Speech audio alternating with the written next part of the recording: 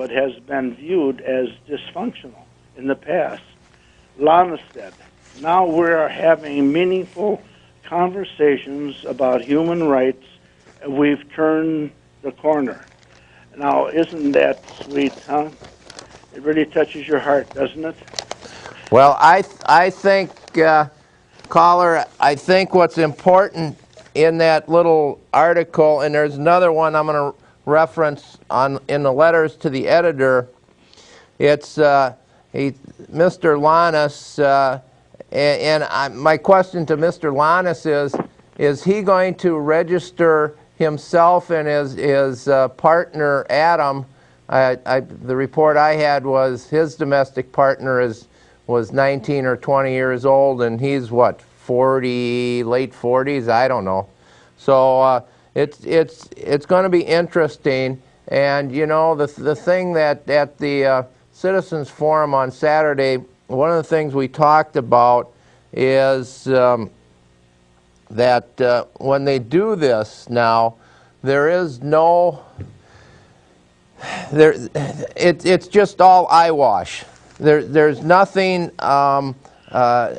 binding, nothing legal about it. It's not like having a power of attorney that you give to another person so they can intervene in your affairs. It's not like a contract that you can have. There's some different things, but this is nothing. And so you have to realize that the letter to the editor, the person that wrote that is, I think, remember it said In Your Face, Minnesota. Is that the name of the group, or Act? Well, I'm not sure. No, it's Act Out Minnesota. No. Wait a second. I want to get it right. It's what's it called here? But we'll get to that, caller. But anyway, she mentions in her letter to the editor there that your courage and leadership. Now, you call that courage and leadership? And when they have no respect for people like Mr. Schilling and yourself, I thought that was pretty bad, you know, what he said to you. How does he get by with that? And then everyone is supposed to respect him? How does a man like that get on the council? Well, caller, we're going to show some clips, so I think everybody's going to get to see how much dysfunction there is in Maplewood. And so when Mr. Lannis says they turn the corner, well, you know what? He should have said we've slipped backwards. We are further into the city of dysfunction. So we're going to play some clips, and we're going to let people see for themselves. Well, Bob, we're living in an age where evil is good and good is evil. Oh, I agree. And you'll notice on the clip that the first clip we're going to be here that Mr. Lannis is covering his face. I think he's in shame. Mr. Nephew is looking down. He doesn't want to be involved. And Marv Copen is just totally, he's waiting to see what happens. And Kathy, councilperson 0 of 5, Kathy Dingy is who knows what she is. But, you know, you got to remember, Mr. Rosbach speaks for the council. So when you watch this is the council speaking. Nobody speaks up and reins him in.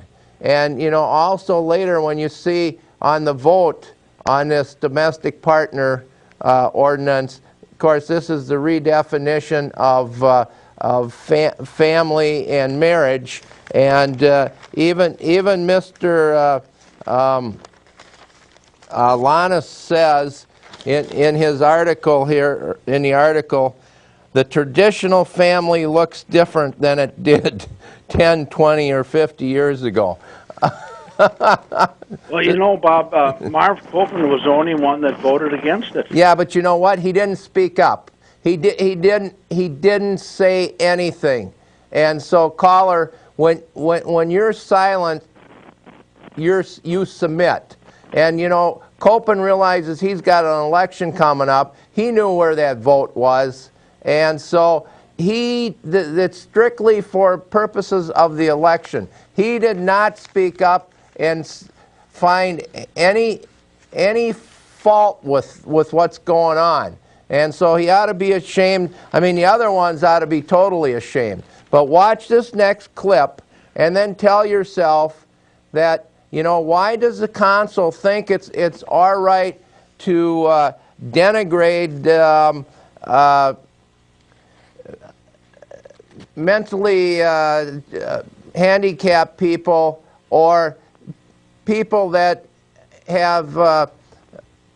don't have the best education, you know, i.e. they came out of the public schools. Listen how they denigrate that, but you think if he would have, the chair of the council would have used the N-word or the gone after the gay, transgender, bisexual? No, but it's all right to go after the disabilities of certain segments and you know, people that they deem don't have the rise to the education level that they have. So watch this next piece, caller. I think you're way overeducated than what they are. So. Well, I know that. I don't have any problem with that. But thanks, caller. I appreciate it. Bye. Okay, let's play that piece. People, you're going to like this. Good evening, 105, 205, 305, 405, 505, and the bureaucrats. 00. How are you tonight? There's only one of you. For people to, because there's about 5 important issues that I'd like to address tonight, but if we don't get through them, people can see, and you're looking at the clock already, on Insight Wednesday, cable channel 15. 8:30 to 9:30, or they can go on YouTube and Bob Zick Show and see it there too. All kinds of ways that people can see you perform. It's worth watching. It is. Thank you. I've never seen such performances. First of all, I'd like to talk about from the check register in the consul packet, the manager's junket in California. I figured it cost about $5,000 to the Maplewood taxpayers, and I'd like to know, what did we learn, and what did the taxpayers of Maplewood get out of it? I know what the city manager got out of it. He got to go home and see his house and his wife, but what did the citizens of Maplewood get out of that junket? All right, 2, in the packet, Taste of Maplewood, net cost $46,000. That's after the $31,000 revenue that was brought in. So that cost $77,000. It was budgeted for $35,000. Now this was another boondoggle. I think we were told that people were told it would be about $11,000. The fireworks that were canceled at Hazelwood Park run about $15,000. 505 over there on the right side.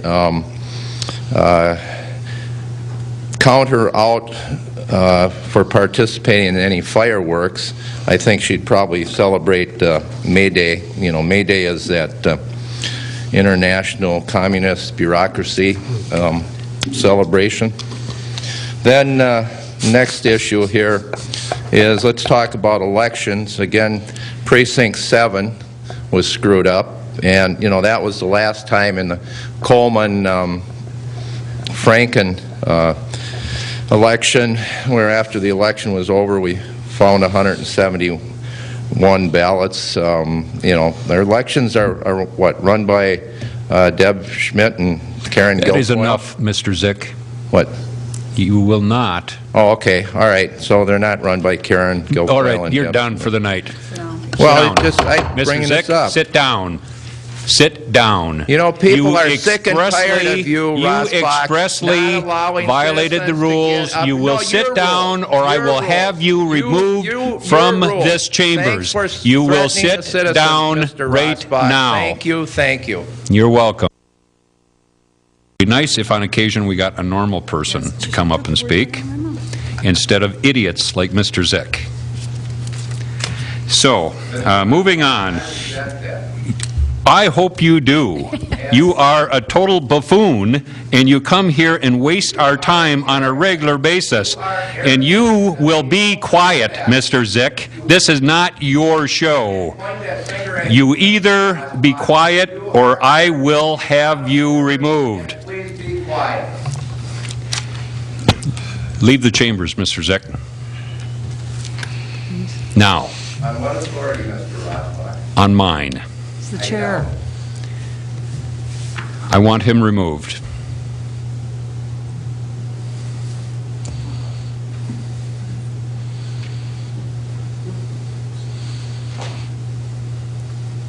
Citizens love you, Mr. Rothbach. Real citizens do. All right, moving on to the next item, which is award of bids. So we have an award of bid for the Community Center Auxiliary Catering Intoxicating. That's 1 of 5 for you. You know, you people actually put him in there. Aren't you ashamed? Aren't you ashamed of that guy? I mean, he's something else. You know, it's interesting that citizens, and Dave Schilling was sitting there.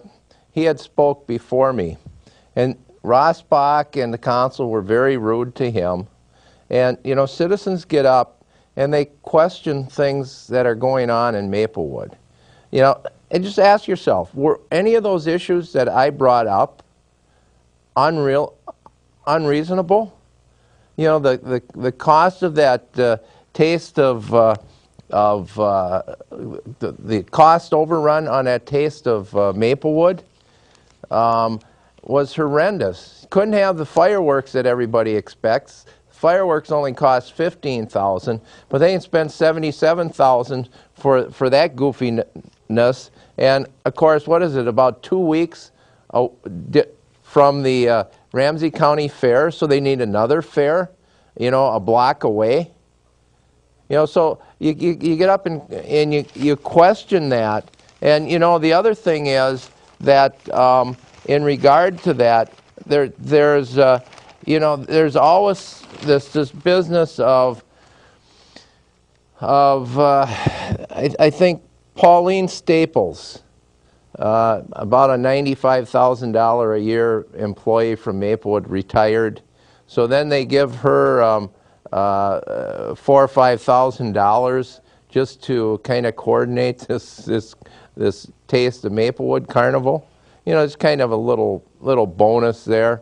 And you know, we still don't know the $77,000 if that included all the employees' time that was involved in that, or was that pulled out of some other budget? So really, did that thing end up costing the Maplewood taxpayers $100,000?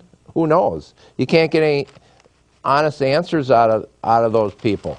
So you know, you have that, and you know, I get up there and then I ask about this junket that the city manager, you know, and they don't bring this stuff up. You got to look at the check registers up there, and you see that he went out to California. Well, his house and his wife live in California. You know, what he claims to live in here is just a little, as far as I'm concerned, a little apartment, just more of that fool the public deal. And so any chance that he can get for the citizens of Maplewood to pay for him to go back to his real house, that's a great deal. But you know, so I bring those kind of things up, and of course I'm out of order. You shouldn't do that. But you know, they have all kinds of. There were more issues that I wanted to talk about, including that domestic partner changed the definition of family and marriage. You know, you can't even get to the things that need to be the garbage hauling, government mandated run. Let's put a surcharge on the garbage hauling now. You know, and so the citizens become the bad person. But we can't listen to the citizens, but we have all the time in the world